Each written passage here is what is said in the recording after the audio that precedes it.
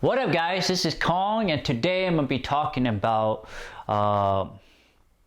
Darling in the Franxx episode 17 I believe. I'll leave it in the title and in the descriptions. So let's talk about what happened in this episode. This episode, what happened is that we find out that the group is gonna leave their old home.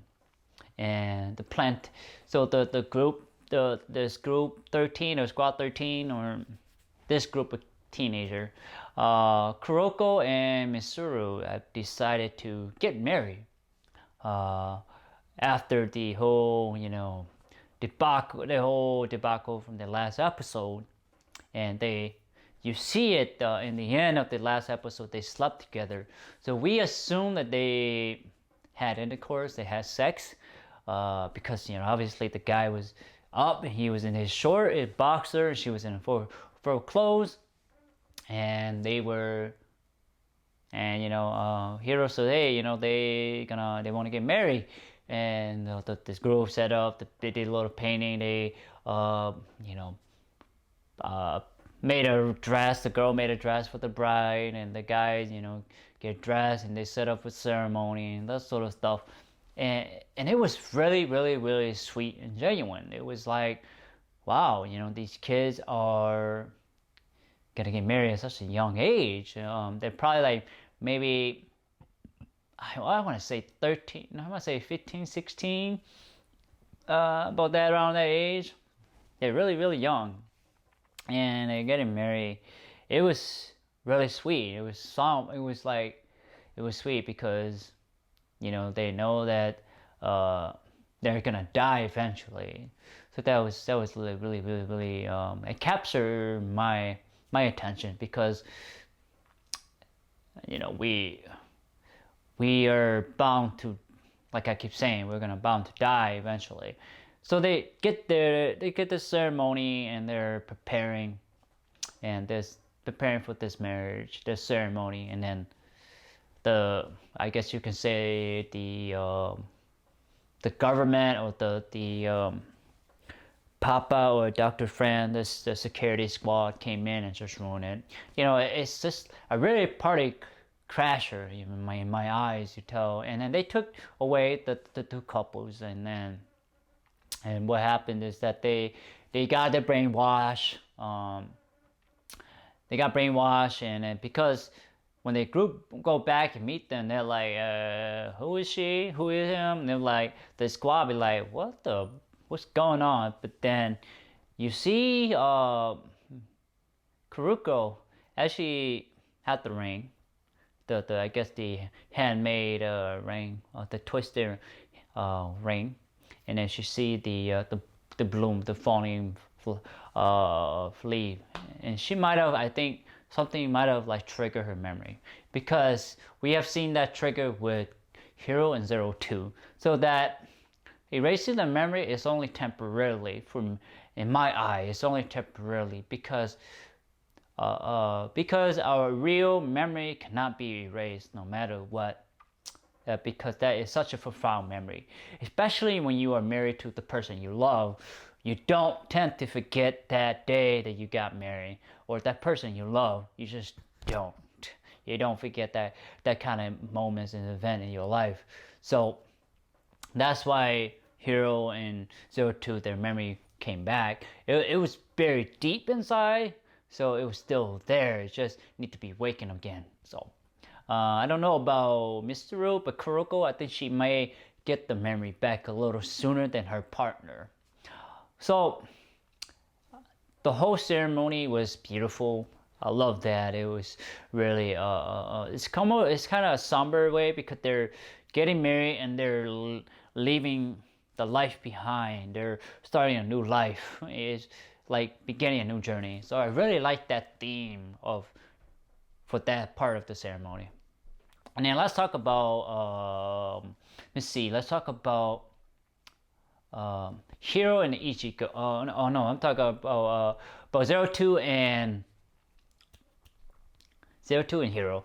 So 02 has this horrible nightmare, and then she sees dead body coming out of the floor, and they're dead at bullet holes in the head and that sort of thing. And then she sees his giant arm. It's kind of like a straight out of a horror movie. It's like remind me of The Ring. It's remind me of those horrible movies, and not horrible, but horror movies in the past. Remind me a lot of like Freddy Krueger's and Jason, that sort of thing. And she's freaked out, she's scared. It's because to me, she's kind of like that kind of woman, or that kind of girl who she is badass, but she doesn't have that, she's not scared of things that bad, but this really shake her to her core. This really come at her. And then to me, it's also that she's able to sense it.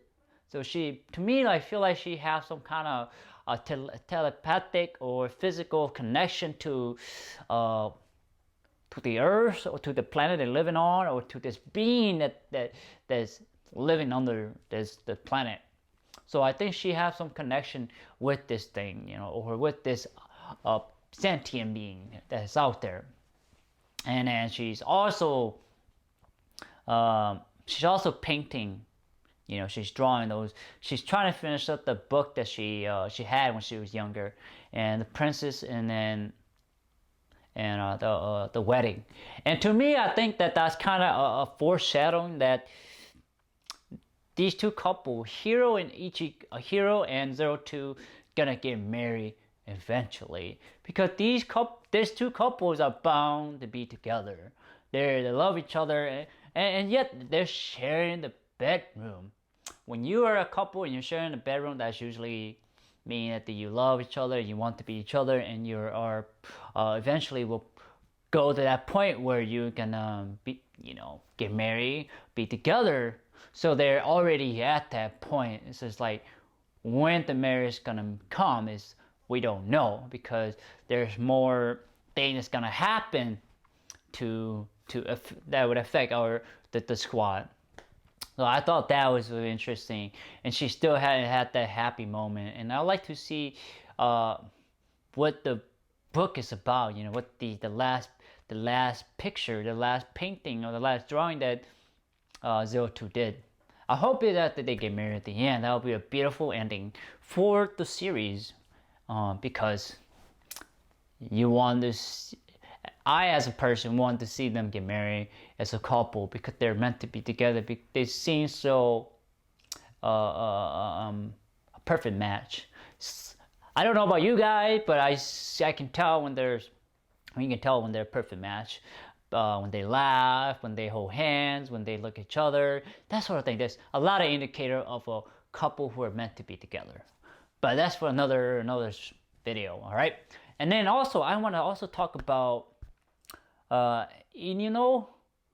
of the girl, and she finally confesses her feeling to Ichigo. I was like, okay. And that whole scene kind of told me that she's not into boys. She actually got jealous of other boys being with her. And I'm like, it's kind of nice that they kind of introduced this whole other side of this to this character, that she is a lesbian in this show. And like, that's the reason I say it's nice, because in our modern society there are gay couples out there, both lesbian and both women and both women in a relationship and both guys in a relationship. And I kind of show it, kind of like stick with the modern society. And I'm like, you know what? I like that they are paying attention to that. And the way she confesses the relationship, that she actually says she love she say I love you to Ichigo. And I was just like, okay, I wasn't sure where this was gonna go. I was like, are we gonna get some lesbian action here? But it was not that. It was more of heart to heart, genuine conversation between the two girls. And I think she is, though, I believe she's one of the offliners of the group. That she's she confessed her love to Ichigo, you know, and her Ichigo response was like, hey, you know, we're gonna talk to this. We are this is just our emotion going on its own. And, you know, we are human. That's basically what she's trying to say to, you know, Ilono, if I say her name right. But I am sure that she is a lesbian. No problem with that. It's just nice to see something different, you know, instead of straight women and, you know, women and guys. And then this would be good to see two women, you know. And so yes, and she confesses that. I thought that, to me, if it came out of the blue, like it was like you get two left-handers, you know, you get the marriage, and then you got this. It was like, what's going on, you know? But it is still relate to what it is to be human, you know. Like, she had no interest in men, no interest in boys. She had interest in girls, especially Ichigo, because Ichigo was the one that gave her names, so she had always fallen in love with her. So yeah, expecting some you know, lesbian relationship in the future. I hope we get to see it, because I like, this would be a first for this kind of the anime genre, because I like to see that, because that would be totally different, you know, how the relationship would, you know, unfold. Because we've seen so many, you know, heterosexual relationship. I like to see, you know, this kind of relationship. So yes, this episode is kind of, it twists both ways, you know, really. And then also, I want to also talk about the, I guess the elites, or the what you want to call it there, the elitists, you can say. And they're talking about how they want to leave their body, you know, they're still attached with their body. They essentially want to become God or beyond that point, you know, because they're whatever the reason they have is they want to become a higher being, you know. All that because maybe they realize that their body is what holding them back. And kind of remind me of what that one movie, Gurren Lagann, you know, how this being, you know, left his own body for a higher state of being. So that's kind of what's going on here, is that these elitists want to leave their body behind. They want to achieve, you can say, godhood, or beyond human form. So yeah, that is, you know, what I think about this this episode of Darling in the Franxx. Is, you know, two left-handers, the marriage, and the lesbian moment, and the nightmares moment for 02. So there are a lot of foreshadowing in this episode, and it's a lot of things that gonna happen, you know.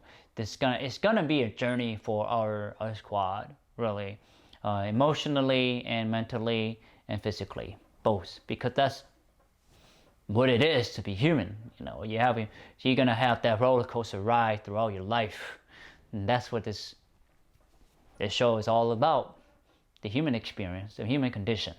But anyway, guys, enough of me rambling, talking about this episode, how great this series is. But please like, thumbs up, share, subscribe to my YouTube channel, and also press that bell button, because you will know that I've upload a video for you to check out. It's both street, it go both ways, help each other. All right, and most importantly, I want to say thank you so much for your time and effort to watching my anime review of Darling in the Franxx. I believe season 1, episode 17 or 18. But anyway, take it, guys. Bye bye.